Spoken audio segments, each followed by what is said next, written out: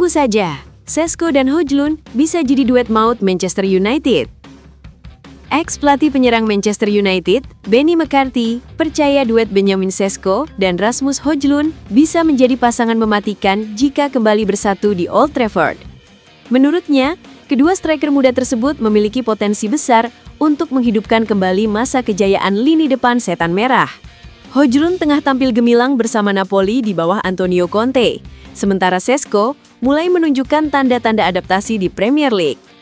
McCarthy menilai jika keduanya diberi waktu dan kesempatan untuk berkembang bersama, Manchester United bisa kembali memiliki lini depan yang menakutkan.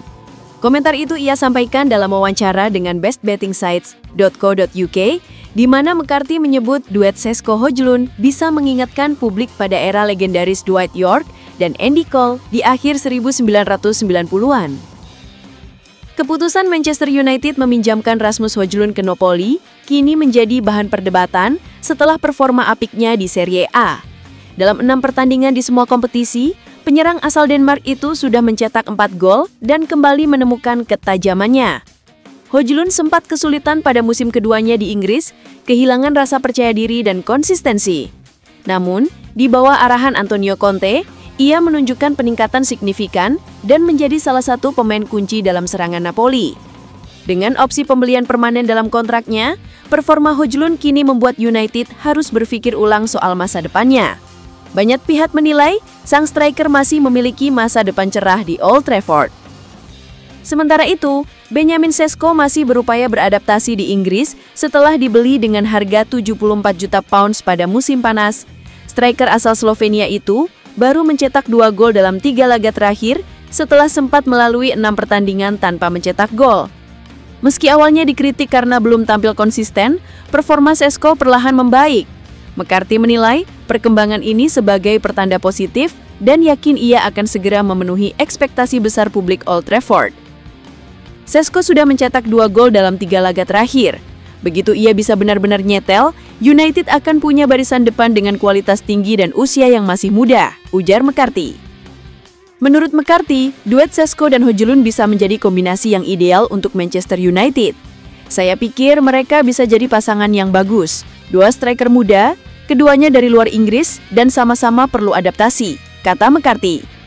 Ia kemudian membandingkan potensi dua tersebut dengan era keemasan lini depan United pada masa lalu.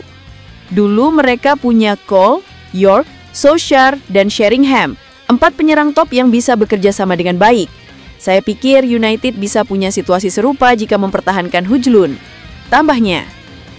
Meski memahami keputusan klub meminjamkan Højlund agar mendapat menit bermain, McCarthy berharap sang striker bisa kembali ke Old Trafford dengan percaya diri tinggi. Dia masih pemain United. Mungkin nanti setelah masa pinjamannya selesai, dia akan kembali dan siap berduet dengan Šeško, tutupnya.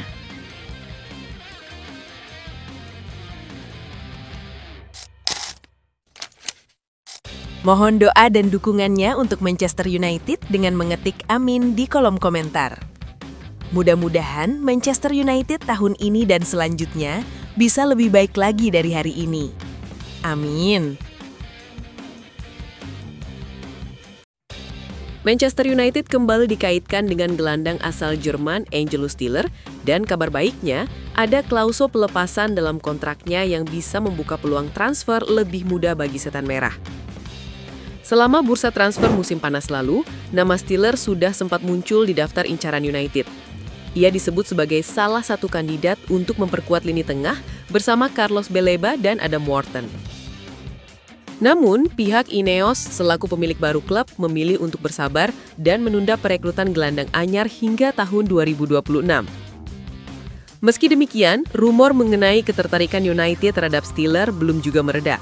Jurnalis Graham Bailey bahkan menyebut bahwa pemain VfB Stuttgart itu masih berada di radar klub untuk proyek jangka menengah mereka. Kabar terbaru datang dari jurnalis Florian Plettenberg yang melaporkan bahwa Tiller bisa ditebus dengan harga sekitar 43 juta pounds pada 2026. Namun informasi lain dari Ben Jacobs justru mengungkap bahwa nilai klausul pelepasan sang pemain sedikit lebih rendah, yakni 35 juta pounds atau sekitar 40 juta euro. Dalam wawancaranya di kanal The United Stand, Jacobs menjelaskan detail menarik di balik klausul tersebut. Klausul rilis itu aktif pada tahun 2026 dengan nilai 35 juta pounds atau 40 juta euro.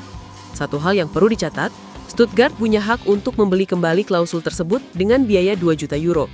Jika mereka melakukannya, tentu harga Steelers di pasaran akan naik, jelas Jacobs. Ia juga menambahkan bahwa belum ada indikasi transfer akan terjadi pada Januari mendatang karena semua pihak tampaknya menunggu waktu yang lebih tepat. Beberapa pemain mungkin memilih untuk bersabar sebelum pindah, tapi klub seperti Manchester United selalu jadi pengecualian. Ada pemain yang mungkin langsung mengatakan iya karena percaya pada proyek jangka panjang mereka, tambahnya.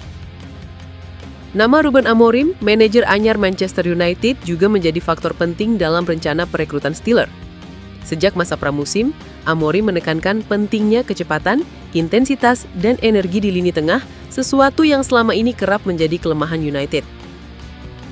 Steelers yang kerap dibandingkan dengan Declan Rice karena gaya bermainnya, dikenal sebagai salah satu gelandang paling progresif di Eropa dalam hal operan vertikal dan transisi cepat. Ia juga memiliki kemampuan membaca permainan yang tajam serta mobilitas tinggi untuk menopang sistem tekanan tinggi ala Amorim. Menariknya di Stuttgart, Steelers sudah terbiasa bermain dalam formasi 3-4-2-1, sistem yang identik dengan taktik yang diusung Amorim. Artinya, adaptasinya di Premier League, khususnya di bawah pelatih asal Portugal tersebut, kemungkinan besar akan berjalan mulus.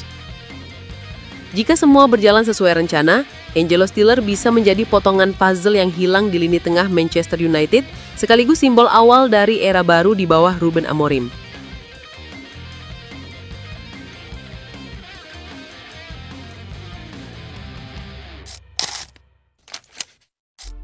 Manchester United cemas. Casemiro terancam sanksi lagi di Premier League. Manchester United menghadapi situasi sulit terkait Casemiro.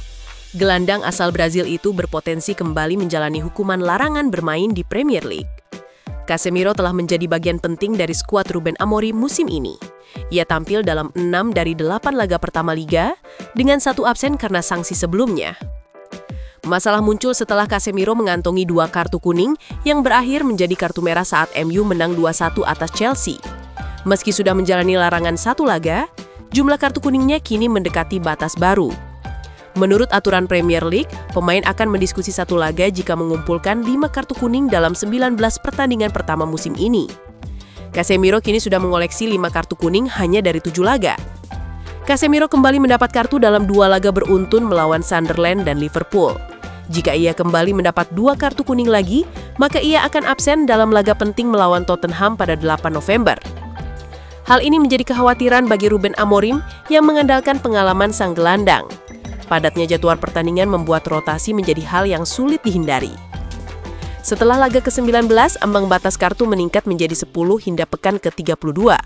Namun dengan gaya bermain agresif Casemiro, kemungkinan mencapai jumlah itu tetap terbuka lebar. Jika Casemiro terkena sanksi lagi, Amorim kemungkinan akan menurunkan Manuel Ugarte atau Kobbie Mainoo sebagai pengganti. Kedua pemain tersebut sudah beberapa kali masuk dalam rotasi lini tengah musim ini. Mainoo sempat dikabarkan diminati Napoli yang ingin meminjamnya pada Januari mendatang. Klub Italia itu berharap bisa memadukannya kembali dengan Scott McTominay di lini tengah. Namun, Amorim menegaskan bahwa pemain muda Inggris itu tidak akan dilepas. Ia menyebut Mainoo masih menjadi bagian penting dari rencana musim ini.